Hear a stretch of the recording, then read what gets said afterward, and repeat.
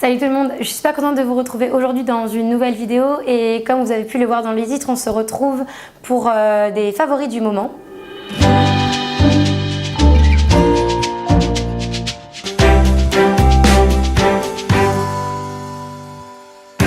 Mon premier favori, je pense, ne va surprendre personne parce qu'on en a beaucoup entendu parler ces dernières semaines. C'est bien évidemment la série La Casa de Papel. J'avais directement accroché avec la saison 1 et j'étais vraiment très impatiente de retrouver la deuxième saison. Alors du coup, quand elle est sortie, j'ai tout de suite eu envie de la regarder. Je pense que j'ai pas vraiment besoin de m'éterniser extrêmement sur le synopsis de cette série puisque j'imagine que beaucoup d'entre vous la connaissent déjà. Je pensais vraiment pas que c'était le genre de série avec laquelle j'allais accrocher parce que à la base, moi les braquages, tout ça, ça me parle pas du tout. Mais là vraiment, ce que j'ai trouvé très intéressant, c'est justement tout cet aspect un petit peu psychologique des personnages. On s'attache vraiment à eux et puis c'est très intéressant de voir un petit peu ce qui se passe entre des personnages dans ce genre de contexte. Rassurez-vous, je vais rien spoiler du tout, donc pour pas prendre de risque, je vais m'arrêter là. Mon deuxième favori est encore quelque chose que je ne pourrais pas vous présenter en objet puisque c'est un spectacle.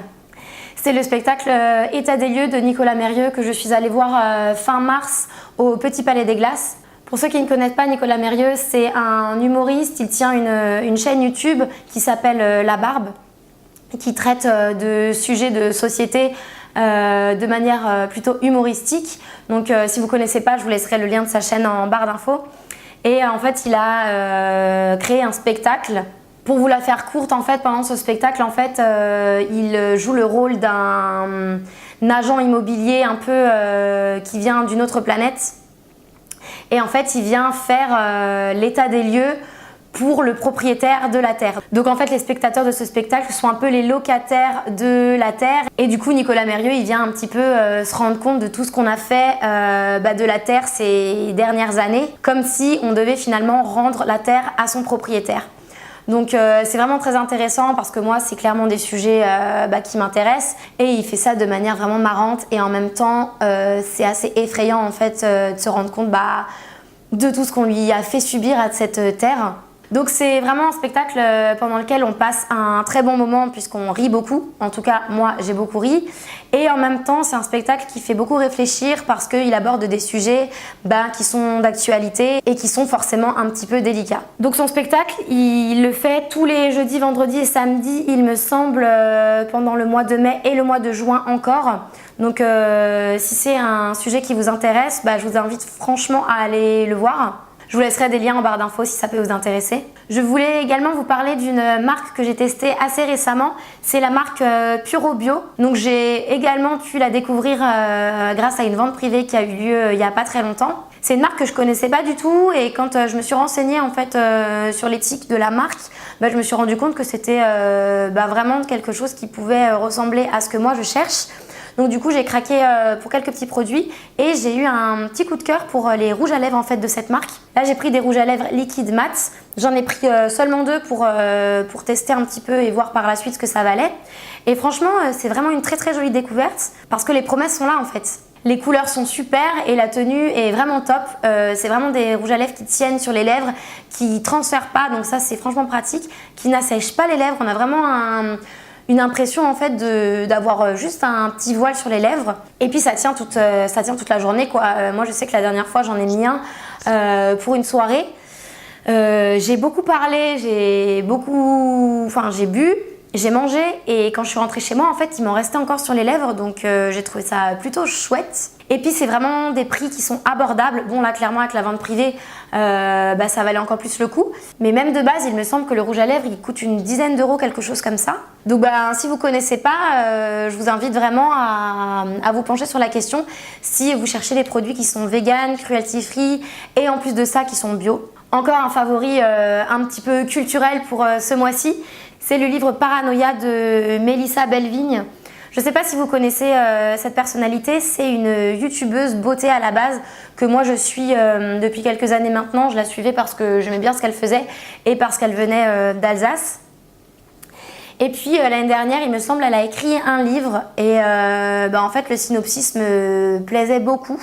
C'est pas le genre de livre comme beaucoup de youtubeuses ont fait dernièrement, c'est-à-dire écrire des biographies ou des livres de recettes, tout ça.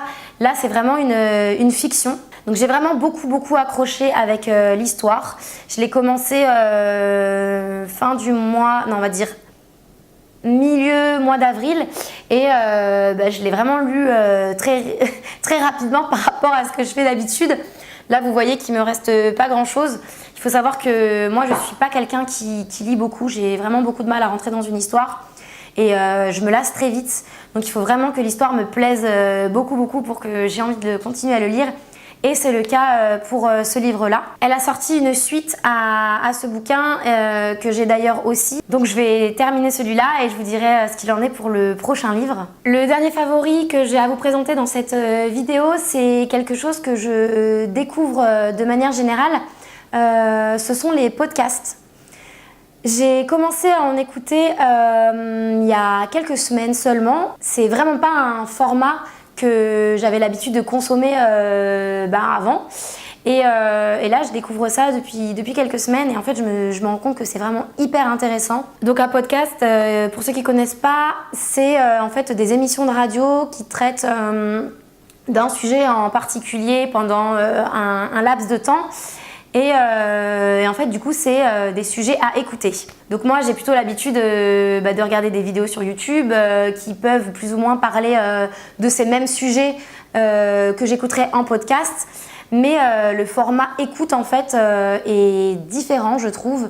Ça permet vraiment d'avoir une autre réflexion que de simplement être fixé sur une image et de plus se concentrer sur la personne qui parle physiquement que d'avoir quelqu'un juste au son de la voix en fait. Je ne sais pas si je m'exprime très bien dans ce que je dis là. Et je voulais vous parler d'une émission en particulier, ça s'appelle Les couilles sur la table. Donc ce sont des sujets assez féministes. Je vais vous donner quelques exemples pour que ça puisse vous parler un petit peu plus des dernières émissions que j'ai écoutées grâce à ce podcast-là. Donc par exemple, là dernièrement, j'ai écouté un podcast sur la pornographie, sur le consentement dans la sexualité que j'ai d'ailleurs trouvé vraiment intéressant et qui m'a redirigée vers un documentaire vraiment très intéressant. Il y a aussi eu un podcast sur la place de l'homme dans la société, sur la virilité. Là en dernier, je viens d'écouter ce matin même une émission justement sur qui sont les violeurs. Donc c'est vraiment très intéressant, ça fait beaucoup réfléchir. Donc je vous invite fortement à vous pencher sur la question des podcasts, il en existe de tout sujet. Donc moi clairement je suis plutôt portée sur des sujets qui vont me permettre de réfléchir, mais il y a aussi vraiment des sujets beaucoup plus simples, beaucoup plus légers. Donc voilà tout le monde, j'en ai terminé avec ma vidéo de mes favoris de ces dernières semaines. J'espère que j'aurais pu vous faire découvrir quelques trucs parce que c'est vrai que ce sont des favoris qui sont un petit peu différents de ce que j'ai l'habitude de faire d'habitude. Donc n'hésitez pas à me dire si vous connaissiez déjà quelques trucs dont je vous ai parlé dans cette vidéo. Et comme d'habitude, n'hésitez pas à me rejoindre sur les réseaux sociaux, Instagram, Facebook et Snapchat. Jusqu'à dimanche prochain, n'oubliez pas de prendre soin de votre santé, de la planète et des animaux. Je vous envoie tout plein de bisous. Ciao!